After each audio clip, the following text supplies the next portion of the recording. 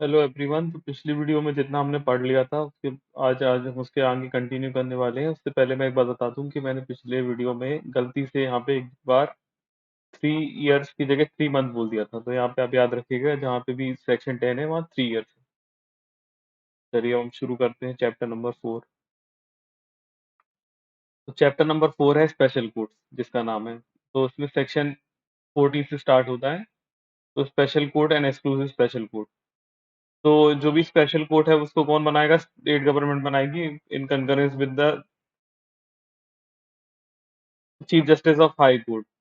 और कहाँ कहाँ पे बनाया जाएगा, मतलब और हाई कोर्ट के कंकरेंस के साथ तो बनाया जाएगा नोटिफिकेशन ऑफिशियल गैजेट। तो उसको क्या बोलेंगे? Exclusive special court. ये एक डिस्ट्रिक्ट के लिए भी हो सकती है, एक या एक से ज्यादा डिस्ट्रिक्ट के लिए भी हो सकती है। और जहाँ पे कम नंबर ऑफ केसेस आते हैं, कुछ ऐसे डिस्ट्रिक्ट है जहाँ पे इस एक्ट से रिलेटेड ज्यादा केसेस नहीं आते, तो गवर्नमेंट जो कॉन्करेंस विद हाई कोर्ट के चीफ जस्टिस के साथ नोटिफिकेशन से कोर्ट तो बनाएगी। लेकिन जो अगर वहां पे कोर्ट नहीं बना पा रही, तो वहां पे सेशन कोर्ट को ही स्पेशल कोर्ट सारी पावर दे दी जाएगी ऑफेंस को ट्राई करने के लिए। तो मतलब कहने का मतलब ये है कि जनरली कैसा है कि स्टेट गवर्नमेंट ने concurrence chief justice of high court के साथ ये ऑफिशियल गैजेट में नोटिफाई करके कोर्ट को एस्टेब्लिश करती है, एक या एक से ज्यादा डिस्ट्रिक्ट के लिए। लेकिन किसी डिस्ट्रिक्ट में अगर केस कम आते हैं, तो वहां पे कैसा है कि सेशन कोर्ट को ही सारी स्पेशल कोर्ट की पावर दे दी जाती है। अब कैसा है कि इस वाले एक्ट में बोला है कि जो भी ऑफेंसेस हैं उसका डायरेक्टली कॉग्निजेंस ले सकती है स्टेट गवर्नमेंट, सॉरी ये वाली स्पेशल कोर्ट डायरेक्टली कॉग्निजेंस ले सकती है किसी ऑफेंस का, अगर इस एक्ट से रिलेटेड ऑफेंस हो रहा है। फिर उसके बाद तो स्टेट गवर्नमेंट को ये एक तरीके से एक एडुकेट नंबर लेना पड़ेगा, मतलब एडुकेट नंबर ऑफ कोर्ट्स बनाना पड़ेगी, जिससे ये 2 महीने के अंदर कैसे भी किसी भी कोर्ट के ट्रायल हो पाए।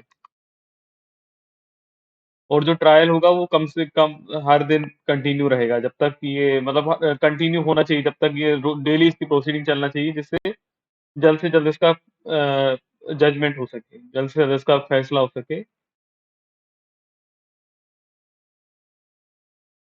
और इस हर एक ट्रायल को सब जल्द से जल्द कंप्लीट करने का ट्राई करना पड़ेगा, कि वो 2 महीने के अंदर, जब से जैसी चार्जशीट फाइल हुई तब से 2 महीने के अंदर वो कंक्लूड हो पाए, ये कोशिश हर बार करना पड़ेगी।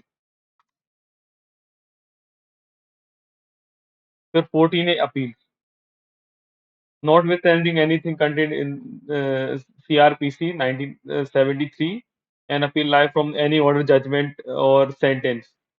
इंट्रोलेकेटरी ऑर्डर्स को छोड़ के कोई भी अगर स्पेशल कोर्ट या एक्सक्लूसिव स्पेशल कोर्ट का ऑर्डर है, तो वो हाई कोर्ट में जाएगा। और कोई भी, या तो फैक्ट्स या लॉ से रिलेटेड कोई भी चीज है।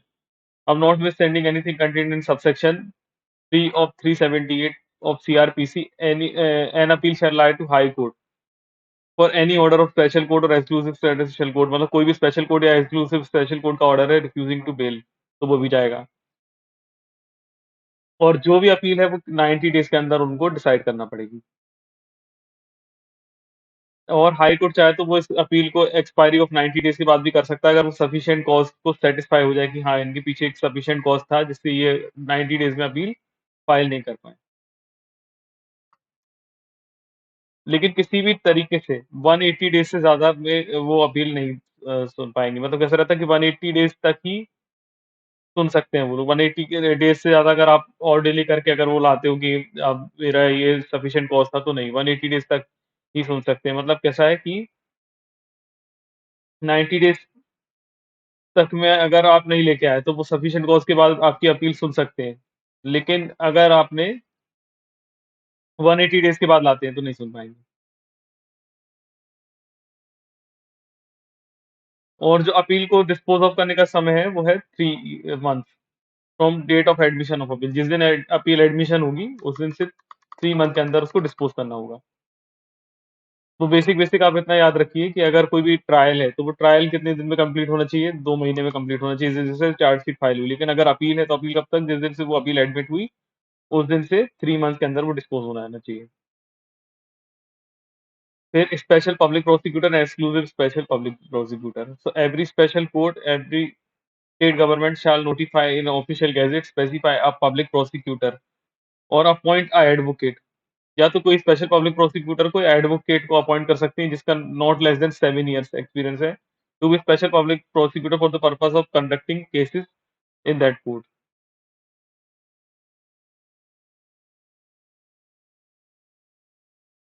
For every exclusive special court, अब देखिए यहाँ पे स्पेशल कोर्ट के लिए था, यहाँ पे एक्सक्लूसिव स्पेशल कोर्ट के लिए वही चीजें हैं कि किसी भी पब्लिक प्रोसिक्यूटर या एडवोकेट को वो ऑफिशियल गैजेट में नोटिफाई करके 7 साल का जिसको एक्सपीरियंस हो उसको वो ये बना सकते हैं एक तरीके से स्पेशल पब्लिक प्रोसिक्यूटर, जो कि उस कोर्ट में ट्रायल करेगा, मतलब प्रोसिक्यूशन की साइड से ट्रायल करेगा सारे केसेस।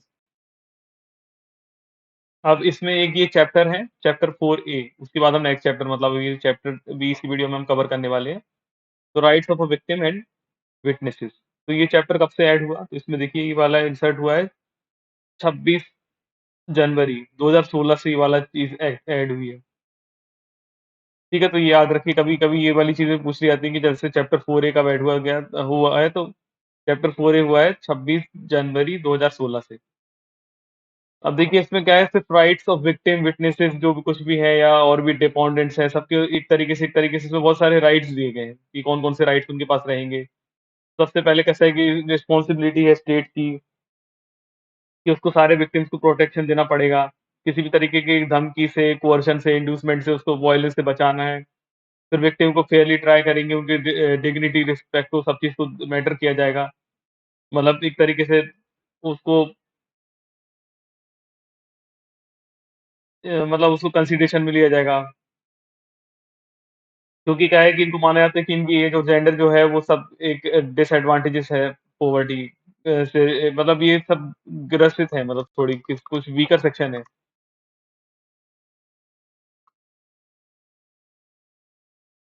और विक्टिम और डिपेंडेंट है जो भी उसके, उनको रीजनेबल और एडुकेटेड टाइमली नोटिस दिया जाएगा कि क्या उससे बेल से रिलेटेड प्रोसीडिंग हो रही है। और special public prosecutor state government को भी इन्फॉर्म करना पड़ेगा उसकी प्रोसीडिंग के बारे में, केस एक्ट में क्या प्रोसीडिंग चल रही है। फिर विक्टिम को और उसके डिपेंडेंट को राइट है अप्लाई करने का कि वो समन्स कर सकेगा किसी भी पार्टीज को जो कि उनको लगता है कि मटेरियल है, या डॉक्यूमेंट्स बुला सकता है जो कि किसी पास डॉक्यूमेंट्स है, और विटनेस को बोल सकता है कि आप इस कोर्ट में आओ।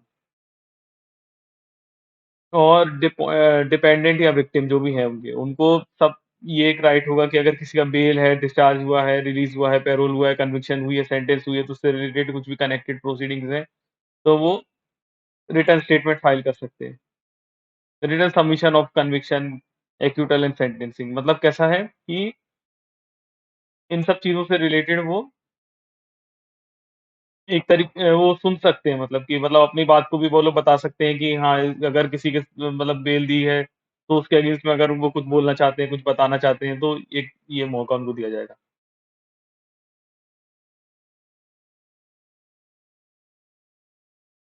अब स्पेशल कोड और एक्सक्लूसिव स्पेशल कोड उनको और भी तरीके के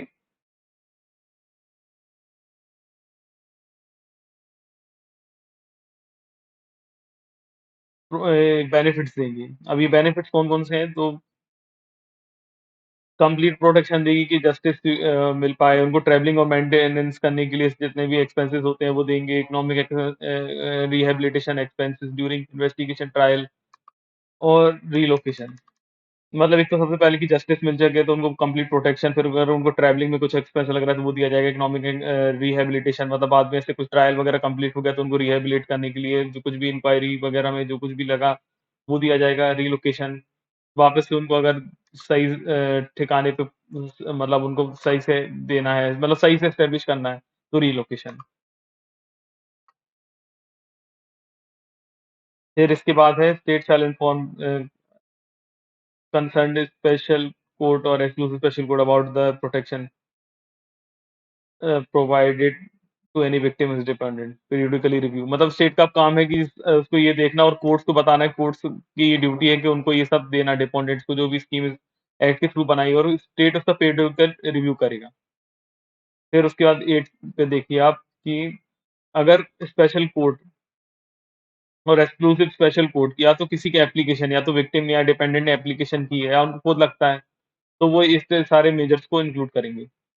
सबसे पहला है कि वो नेम को कंसील करने के लिए बोल देंगे कि कोई भी उनका नेम, एड्रेस, जो भी विक्टिम्स हैं, विटनेसेस हैं, ऑर्डर्स हैं, जजमेंट है, उनका वो कंसील करने के लिए बोलेंगे कि मतलब उनका डिस्क्लोज़र नहीं कर सकते नेम, जो भी विक्टिम है या विटनेसेस हैं। विटनेसेस का दिया हुआ है यहाँ पे, विक्टिम का नाम नहीं दिया हुआ है। तो नॉन डिस्क्लोज़र, अब देखिए यहाँ पे विटनेस का नाम आया कि non disclosure of identity addresses of witness.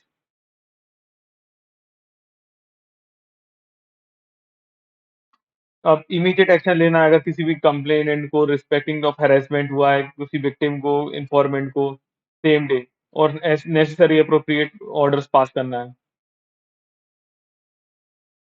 और जो कुछ भी यहाँ पे सब सेक्शन सी में दिया हुआ है, उसका भी ट्रायल होगा सेपरेटली, मतलब मेन केस के बाद एक सेपरेटली ट्रायल होगा विद इन 2 मंथ। जैसे 2 मंथ्स में ट्रायल होता है ना किसी भी चीज़ का, ऊपर अपन पढ़ते आए हैं। तो वैसे ही कैसा है कि व खत्म हो जाने के बाद फिर इस वाली ऑफेंस का अलग से ट्रायल होगा।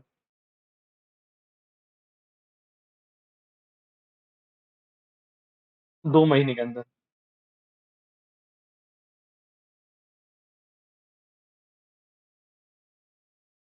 अब अगर जो सी वाला ऑफेंस है, जो हमने सबसेक्शन सी में देखा, अगर वो किसी पब्लिक सर्वेंट के अगेंस्ट, मतलब पब्लिक सर्वेंट के अगेंस्ट एलिगेशन है कि पब्लिक सर्वेंट ने ऐसा किया है, तो कोर्ट कैसा करेगी कि उसको रिस्ट्रेंट कर देगी उस पब्लिक सर्वेंट को इंटरफेयरिंग करने से, किसी भी तरीके से विक्टिम के साथ, इन्फॉर्मेंट के साथ, विटनेसेस के साथ, ऐसे केस में भी, जैसे चाहे वो रिलेवेंट हो या अनरिलेवेंट हो, except with the permission of court. Court की परमिशन से ही कर पाएंगे। अब 9 नंबर पे देखिए, 9 नंबर पे ये दिया हुआ है कि duty of investigation officer and station house officer, कि वो रिकॉर्ड करेंगे किसी भी तरीके की कंप्लेंट जो विक्टिम दे, इन्फॉर्मेंट दे, विटनेस दे, और किसी भी तरीके का any kind intimidation, sorry, coercion, inducement, violence, threat, violence, जो भी उन्होंने बताया है, या तो उन्होंने ओरली बताया या राइटिंग में बताया, एंड फोटोकॉपी जो रहेगी उनकी इन्फॉर्मेशन की, वो इमीडिएटली उनको दी जाएगी फ्री ऑफ कॉस्ट। मतलब ये पुलिस ऑफिसर्स जो हैं या station house officer, investigation officer हैं, उनको वो कंप्लेन लिखना पड़ेगी जो भी वो ओरली या राइटिंग में दे रहे हैं, और उसकी फोटोकॉपी देंगे वो फ्री ऑफ कॉस्ट, जिसने भी कंप्लेन की है। अब all proceeding relating to offence shall be video recorded. जो प्रोसीडिंग होंगी वीडियो रिकॉर्डेड होंगी। Duty of concern state to specify appropriate scheme. अब स्टेट एप्रोप्रिएट स्टेट, जो भी स्टेट है जहाँ भी जोन सी स्टेट की ड्यूटी है कि वो एप्रोप्रिएट स्कीम बनाएगी, following right and entitlements of victim and witnesses, assessing justice. जैसे कि उनको फ्री ऑफ कॉस्ट एफआईआर की कॉपी देना, इमीडिएट रिलीफ देंगे कैश या काइंड दोनों में, provide necessary protection to atrocity victims, मतलब जो भी एट्रोसिटीज के विक्टिम है उनको नेसेसरी प्रोटेक्शन देंगे। Relief in respect of death, injury and damage to the property, मतलब अगर उनको किसी भी तरीके की डेथ या इंजरी या प्रॉपर्टी का कुछ भी होगा तो उससे कुछ रिलीफ देंगे अगर कुछ हो सकता है। अरेंज करेंगे फूड, वाटर और clothing, shelter, medical aid and transport facilities, जो कुछ भी वो सही समझे। अब maintenance of expenses of atrocity victims and their dependents. अब जो भी सारे एक्सपेंसेस है वो सारे एक्सपेंसेस देंगे, जो भी उनको लगे कि एक्सपेंस उनको लगता है कि लगे हुए हैं मेंटेनेंस के लिए। और कोई भी इंफॉर्मेशन देंगे वो प्रोवाइड इंफॉर्मेशन, कि सारी इंफॉर्मेशन देंगे कि क्या उनके राइट्स हैं, जो भी विक्टिम्स हैं वो लोग, या उनके कंप्लेंट से रिलेटेड। और पूरी प्रोटेक्शन दी जाएगी उन लोगों को कि वो इंटिमिडेशन, मतलब उनको कोई धमकी या हरेसमेंट नहीं हो।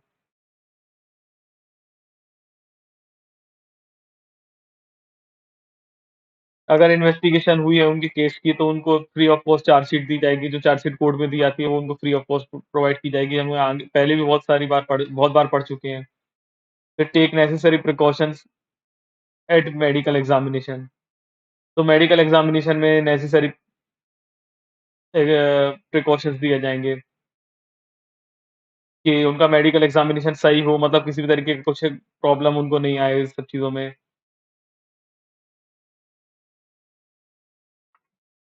अब सारी इन्फॉर्मेशन एट्रोसिटी विक्टिम्स को दी जाएँगी, उनके डिपेंडेंट को दी जाएगी, या एसोसिएटेड ऑर्गेनाइज़ेशन और इंडिविजुअल को दी जाएगी कि उनके क्या-क्या रिलीफ अमाउंट है मिले हैं उन लोगों को। Provide information in advance about the dates and place investigation and trial, मतलब उनको पहले ही बता दिया जाएगा कि आपको कौन-सी डेट्स या कहाँ पे कौन-सी प्लेस पे इन्वेस्टिगेशन या ट्रायल उनका होगा।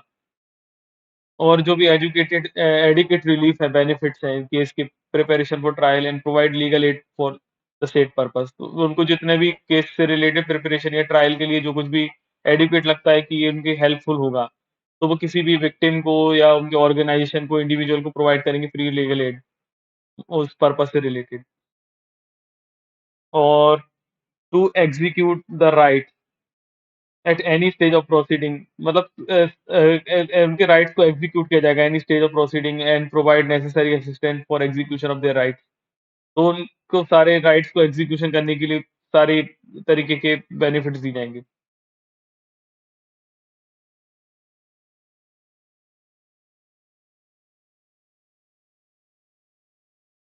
And still it shall be the right of atrocity victim to और their dependents to take assistance from non-governmental organization, social workers and advocates। तो जो भी एट्रोसिटीज विक्टिम है उनके पास एक राइट होगा कि वो किसी भी तरीके के असिस्टेंस ले सकते हैं नॉन गवर्नमेंटल ऑर्गेनाइजेशन से, सोशल वर्कर से, एडवोकेट से। तो ये हमारा चैप्टर 4 और 4A हमने कंप्लीट कर लिया। अब नेक्स्ट वीडियो में हम देखेंगे चैप्टर नंबर 5 जो मिसलेनियस है, वो बहुत शॉर्ट चैप्टर है, ज़्यादा इंपॉर्टेंट भी नहीं है।